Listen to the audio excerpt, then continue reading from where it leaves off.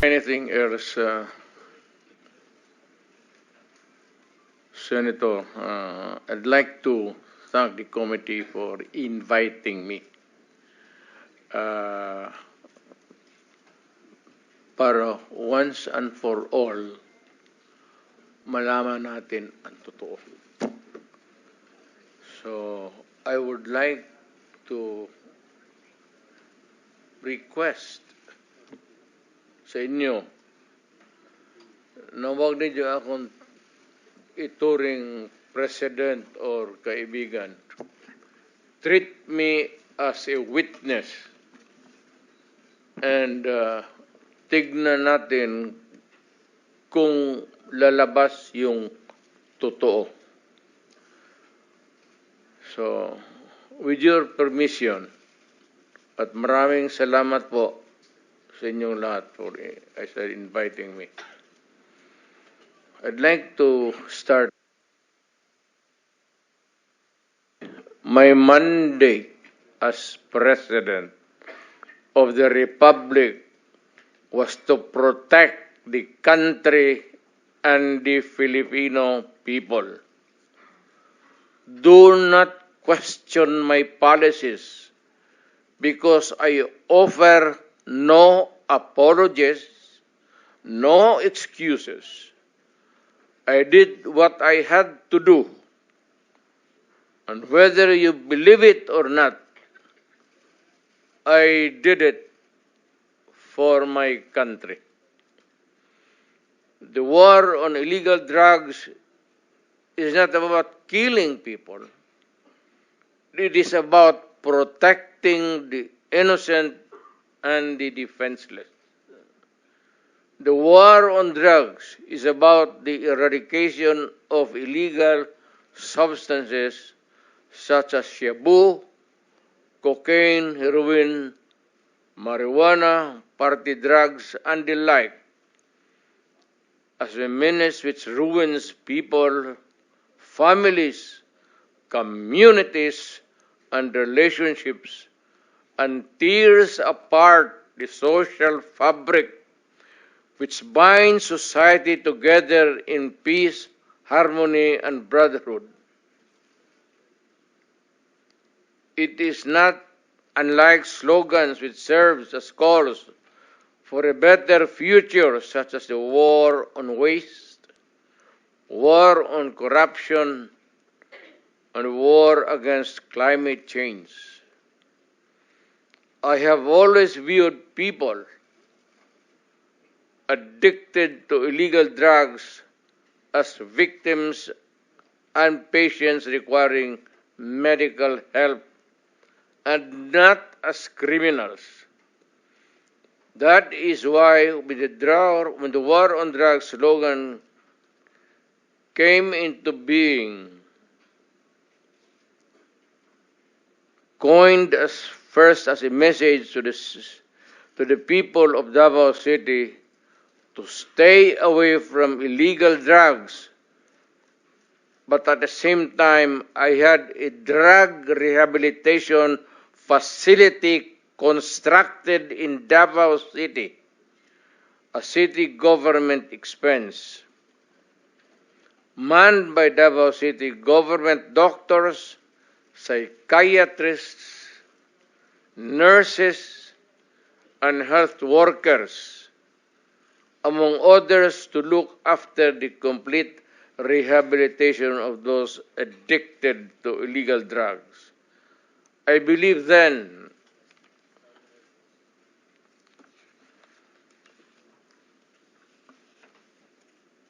and I still believe now that rehabilitation and not fear of death or incarceration to be the key to the return of the addicted individuals back to the mainstream of a just and forgiving society. But no mistake about it, I hate drugs. I loathe the purveyors, the merchants, and the pushers of this demonizing element. I have not failed to emphasize this from the very day of the campaign when I ran for the presidency in 2016. This was my covenant with the Filipinos who believed in me. And to this day, must still agree with what in government have achieved. It is unfortunate that drug-related crimes are on the rise again. Every day you can read about children being raped, people getting killed and robbed. And just recently, a drug den was raided within the Malacañang complex. This clearly manifests that the purveyors of this menace are back in business.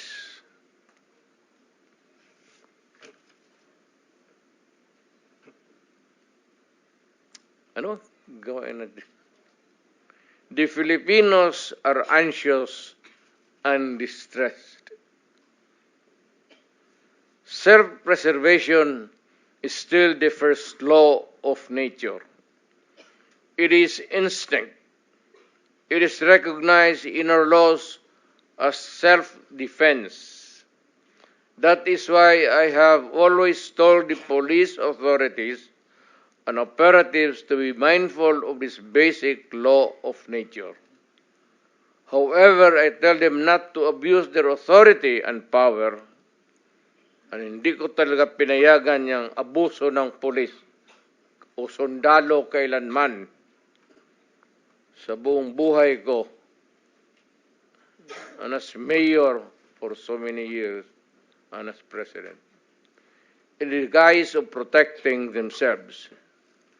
But when your very life is placed at risk and it can be snuffed out in a matter of seconds, then and only then must you act accordingly. Repel the aggression only in self-defense. Alam mo, matagal ako nagturo sa aming bayan sa Police Academy. When I was a prosecutor, to augment my income noon na bago akong kasal, nagturo ako sa pulis. Ang sinabi ko talaga sa kanila, when you are arresting a criminal, you are not supposed to request him to surrender. Rather, you have to overcome the resistance. However, pag ayaw, it's the duty of the police is to overcome the resistance kung ayaw mag-surrender. At kung may baril, at kung tingin mo, sabi ko sa mga pulis doon sa academy, mamamatay ka, barilin mo. Barilin mo sa ulo. Patayin mo at least one less criminal in the community. Yun ang utos ko when I was a fiscal and I was a professor doon sa Police Academy. Yun ang turo ko sa kanila. No quarters given, no quarters asked. Criminal ito.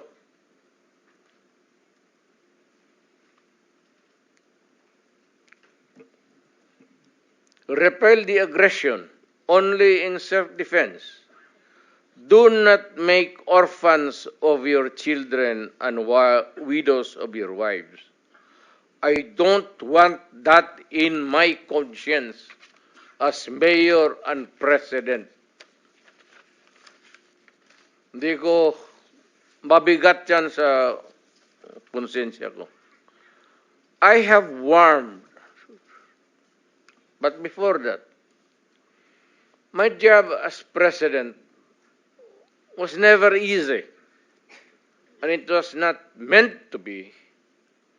I have tried to do the best I can to address the problem of illegal drugs firmly and without compromise. For all of its successes and shortcomings, I and I alone take full legal responsibility sa lahat na nagawa ng mga pulis pursuant to my order. Ako ang managot at ako ang makulong, huwag yung pulis na sumunod sa order ko. Kawawa naman, nagtatrabaho lang. Yun ang gusto kong sabihin sa Pilipino at mabutit niyaya ninyo ako dito. Once and for all, yan ang gusto kong sabihin sa tao.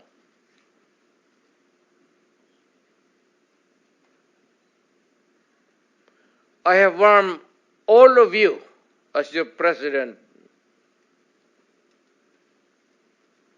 then and as a private citizen now. Drugs will destroy the Filipino. It will destroy my country. And I will never allow it. Baski ako empleyado sa gobyerno o private citizen, I will do what is necessary to protect my country, my community, at yung mga anak natin. This is a matter of principle. At papagkamatayan ko yan. Maraming salamat. I'm ready to answer your question. Thank you, Mr. President. But now I think it's better to hear victim families, and then we'll open the floor for. However, he just received the letter today, and he is under the custody of House of Representatives. And then we also invited Mr. Kerwin Espinosa. Yes, but we cannot locate his address yet, so we will seek the help of PNP also. And that's it, sir. Are you sure that's it? Sir, we also invited Ermina Espino, but we cannot locate her address. Mr. Chair, may I know Yes. the reason why Mr. Guban is not around? He just received the letter today. He just received the letter today. Yes, Your Honor. We sent the letter to Quadcom of House of Representatives. Mr. Chair, may I ask the COMSEC, how can you not locate Espinosa when he attended the hearing in the Quad Commission, Quad Committee? Your Honor, we asked the Quadcom Committee Secretary for his address, but he did not reply. Who did not reply? The Quadcom Committee Secretary. Mr. Chair, Yes, Senator Bato, yes. yeah, I would rather that next hearing we have to require their presence, Mr. Chair, because I can only surmise with their absence that they don't want their statements that they have given before the House of Representatives to be debunked before this body, Mr. Chair. Ayaw nilang lumabas ang katotohanan kapag ayaw nilang pumunta dito. So that's it. That's my only observation, Mr. Chair. Mr. Chair, Yes, I Senator just would like Estrada. to amend the motion of Senator Bato. that we issue a subpoena duces tecum against all those who were invited but did not attend in today's hearing. A correction daw, Ma'am Espino is here? Yes, sir. Emina, so okay. So, I'm sorry, Subpoena ad Master- testificandum. Yes, okay, Uh, ganito. I'm sorry. Okay, ganito gawin natin, okay? It has been manifested that Mr. Guban is under the custody of the House. Yes, Your Honor. Oh, they should have allowed him to attend. He has been requested by Senator Bato kasi to be There is no to be here. request. So the two others under the custody of the House are sick. Isa with COVID-19, yung isa undergoing a previously scheduled important medical procedure or examination. So we understand, we are reasonable people. Doon lang ako nagtaka kay Mr. Jerry Guban, bakit hindi siya pwede if he's under the custody of the House. How come the House did not allow us to have him here before us, my colleagues? So anyway, at any rate, the remedy of this committee, as suggested by my colleagues, is the issuance of a subpoena to all Subpoena of... ad Yes. testificandum. I stand corrected, Mr. Chair. Yes. Siguro, and we appeal to the House that for those people that they know the addresses of it, I mean, share the address. Share the address of these people. And then, of course, the committee will also exert utmost efforts to find these people and get their addresses. So, ganun na muna. In the meantime, my dear colleagues, ganun, we issue a subpoena to all those in the original list of invitees We will na comply, hindi Your Honor. pumunta ngayon, o even those with excuse letters, subpoena ang susunod na issue. Okay? We will comply, Your Honor. Mr. Chair, may I know what would be the next move that this body is going to take if after we have given them, issued them a subpoena, still they will not be allowed by the House, since the House is having custody over their living body. If they will not be allowed to attend before this hearing, what will we do? I will coordinate with the House chairpersons. Actually, I talked to Chairman Ace Barbers and nabanggit din naman niya sa akin yung medical request of Colonel Garma. Kaya I had an idea na may conflict sa schedule. But si Jerry Guban, I'm surprised bakit hindi nila mapadala rito. So, but we will coordinate. Siguro doon na muna. Okay, Thank you. basta ang understanding natin dito, a subpoena will be issued to those who did not, who were invited, or even those who we failed to notify. Subpoena na tayo diretso para sa next hearing, hindi sayang ang panahon natin. Sino pa dumating? Yes, Ermina is here. Nasabi ko. She needs to take Can we ask our committee secretary, kasi late dumating po si Ma'am, ano sir, complete name? Ermina Espino. Ma'am Ermina Espino, please, mag-o taking po tayo. Si committee secretary, go ahead.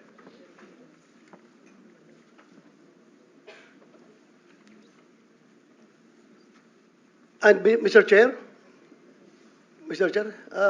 may I move that in the next hearing, we include in the subpoena one attorney Enrico Rigor,